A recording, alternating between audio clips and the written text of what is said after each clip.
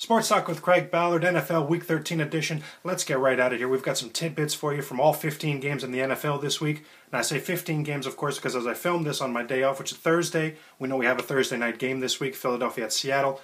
By the time you see this, that's probably already a final, so we won't worry about that one. We'll start Week 13 with a look at a game that has playoff implications in 2011, but also historic implications as well, as the Green Bay Packers bring their 17-game winning streak to New York to face the Giants. This was actually a winning streak that begun in 2010 with the Green Bay victory against the Giants, that one at Lambeau Field. So going forward, this is a New York, or fast forward to now, a New York Giant team completely been a sieve, completely been just dominated these last few weeks on defense. Teams doing whatever they want to do against Tom Coughlin's D these last few weeks, and the offense struggling as well. Victor Cruz banged up this week at practice. Ahmad Bradshaw continues to be banged up. A porous running game in New York right now. A lot of things going poorly for the Giants right now. Enter Aaron Rodgers and this Green Bay Packers offense. Wow, folks. Aaron Rodgers clearly authoring a 2011 MVP season. How about right here, right now, 33 touchdown passes versus 4 interceptions, folks. I mean, wow. Video game numbers for this guy. There's no doubt about that. One of my, Craig's key in this game, one of the keys that I'll be looking for in this game is that Green Bay in this first half of these last 4 or 5 weeks, November, the last month or so, Green Bay is outscoring their opponents in the first half 3-1, really getting jumps on teams and sticking it to teams. While on the other side of the coin, this Giants team, if you look at their struggles the last 4 or 5 weeks, it's been in the first half where they've been outscored on a 3-1 clip themselves. So I think that this is a Green Bay team that absolutely can come to town and move the football all day long. Big play is going to be available for this Packers team. Yes, the Giants are taking on a Green Bay secondary that is one of the worst statistically in the league, yes, but I would remind you that this Packers secondary also #1 for interceptions, so they do make a lot of big plays as well. I just think in this game it's going to be way too much Aaron Rodgers and that consistent Packers offense. I would be looking at the Packers -7.5, and I would be looking at the over at 52. Moving on, next game, Atlanta to Houston, a game with absolute playoff implications as well, of course. For the Texans, TJ Yates is in. Kellen Clemens as the backup, and Jake Delhomme in the mix there somewhere. We know he was signed this past week. Don't think Delhomme will see action in this game here, but certainly he's looking like he'll be in the mix going forward. If you're Atlanta, I think you're going to look at this. We're going to look at the Falcons this week to put the ball in the air a lot. If you look at these last couple weeks, A, you've got a great thing going with Roddy White and Matt Ryan right now. They are killing it together. B, at practice this week, Michael Turner, who is #2 in the NFL for carries for running backs, he didn't practice this week. He's banged up. And so I just think that that's going to lead this Atlanta team to want to put the ball in the air, want to rejuvenize or get that passing game going with Matt Ryan. Of course, a Falcons team that is 20-0 in games where Matt Ryan has a passer rating north of 100. On the other side of the ball now, of course, if you're a Texans fan, you're saying, well, that's all fine and good, but now wait just a minute here. The Falcons may want to pass the football this weekend against us, but other teams have wanted to do that as well and haven't fared well. How about Wade Phillips in this Houston Texans defense, folks? #1 in the league yards per game against, #1 in the league passing yards per game against, #2 in the league for sacks, and #4 rushing yards against, and doing an outstanding job on third downs as well. A remarkable turnaround, and really the catalyst has been the running game and the defense for this Texans team. Moving on here, we'll take a look at Cincinnati at Pittsburgh. Big old game here.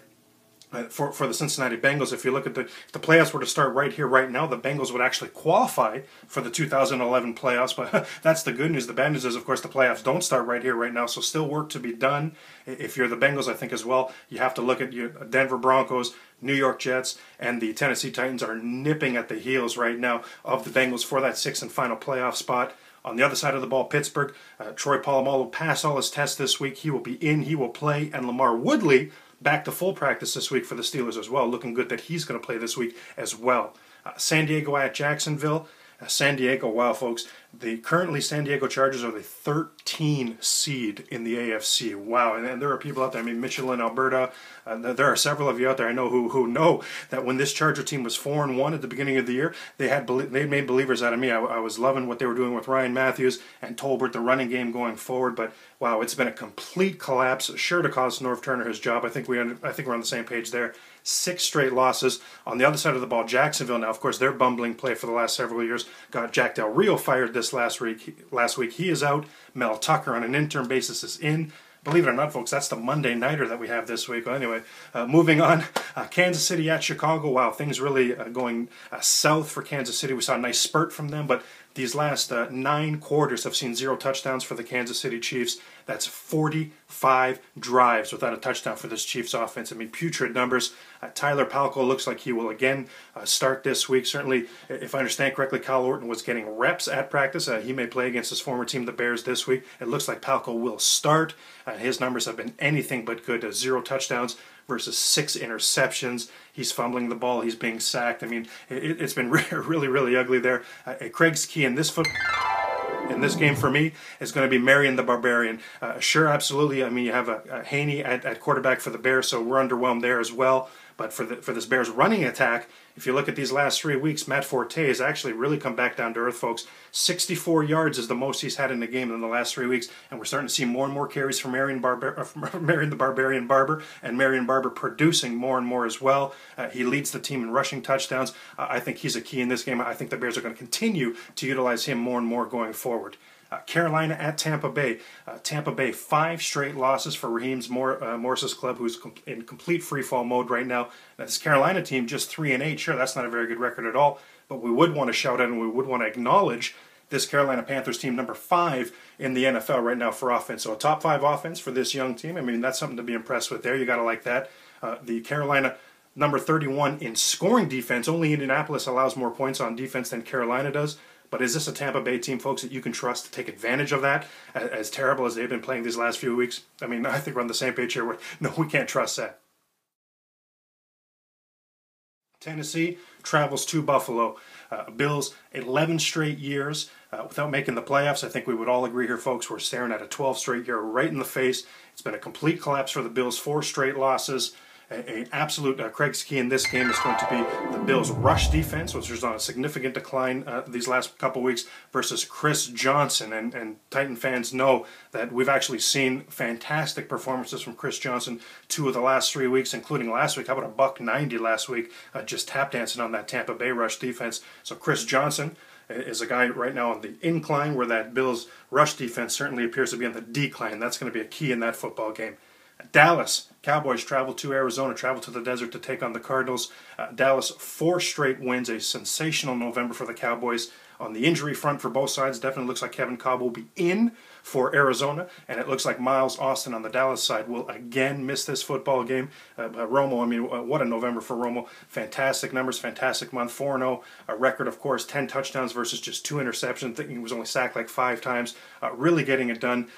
Craig's key in this game is going to be Beanie Wells versus that suddenly hot Cowboys rush defense. And Beanie Wells, we know last week, 228 yards on the ground. I mean, gaudy numbers. Arizona Cardinal record numbers for Beanie Wells last week against a Rex Ryan rush defense that is suddenly very hot. Baltimore at Cleveland, very big game for the Ravens as far as really needing, of course, to avoid a letdown. It looks like Ray Lewis will be a game-time decision at best if he plays. Joe Flacco, 6-0 in his career against the Browns. Craig's key in this game is certainly going to have to be Ray Rice. I mean, you know me, anytime there's a big football game, oh, I'm sorry, so I shook it there. Anytime there's a big football game, you know I'm going to have Ray Rice as a Craig's key. You know what a fan I am of this guy and how he performs on the big stage. Detroit at New Orleans. You have 0 sacks these last 3 weeks on this guy right here, on Drew Brees. I mean, if you talk about a recipe for disaster against an amazing offense like New Orleans, there it is right there. Now enter this Detroit team that's going to be without Sackmaster and Ndamukong Suh, of course, because of his, insert your own line here, because of his play, idiotic play, stupid play, selfish play, however you want to put it, because of that play that we all saw, that stomp that we all saw, except Ndamukong Suh didn't see, but whatever, we'll move on from that. And he will not play in this game. Certainly Drew Brees and Jimmy Graham are forming a special relationship in New Orleans. Jimmy Graham, a major stud in the making at tight end. I thought the future of the tight end was going to be a guy like Mercedes Lewis and Jermichael Finley in Green Bay. We may be seeing it here with Jimmy Graham. I mean, he is something special. Craig's key in this football game is certainly going to be Megatron and Stafford in this game. They've got to get the connection going again. These last 3 weeks coming out of the bye for Detroit, no 100-yard reception games for Calvin Johnson, where he was just stacking yards and stacking touchdowns. In these last 3 weeks since the bye, just 1 touchdown for Calvin Johnson as well. So absolutely need to get back on track there. St. Louis travels to San Francisco. I mean, on paper, what a sensational matchup. I'm sure the actual outcome will be a sensational mismatch as well. On paper, mismatch, I mean, and I'm sure it will be. St. Louis, number 32, which is dead last against the rush. San Francisco #1 against the Rush, and we know Harbaugh's defense doing a fantastic job for him out there in San Francisco, out west. Indianapolis at New England. The spread right now is like New England at 20.5. I mean, wow, folks. This is not Peyton Manning at Tom Brady, the marquee matchup that, of course, we all were drooling about and hoping for at the beginning of the season. I mean, we know it's far from it. We know it's going to be Orlovsky for Indianapolis against the Tom Brady, Tom Terrific, and the Brady Munch. I mean, mismatch written all over it. Ugly, ugly, ugly written all over this one. We know that. Sports Talk with Craig Ballard, Week 13 NFL picks. We got 2 more games to get you out of here on. Let's take a look at our final 2 Craig's Keys. The first one that we'll look at, Jets traveling to Washington to the nation's capital to play the Redskins. Craig's key here is going to be Roy Halou. You know, I'm liking Roy Halou. I think that he's going to be getting more and more involved in the Redskins offense going forward against this Jets rush defense that has absolutely struggled at times this year, and particularly on the road. And if you look at the Mike DeVito missing this game as well for the Jets, going to be a major opportunity, I think, this week for Roy Halou to shine. And our last game that we'll look at on our last key, the Miami Dolphins play host to the Oakland Raiders. Good news in Raiderland this week is Denarius Moore and Jacoby Ford both back at practice, both running around looking good. And with that being said, that's going to be our final Craig's Key here in that football game. We'll look at the matchup of Denarius Moore, the big play potential that he brings to the table, versus a very hot cornerback for the Miami Dolphins, Vontae Davis, playing very well lately. That'll be our key matchup in that game. Week 13 NFL Sports Talk with Craig Ballard. You know, I appreciate you joining me. Definitely check us out again soon. May the winners be yours.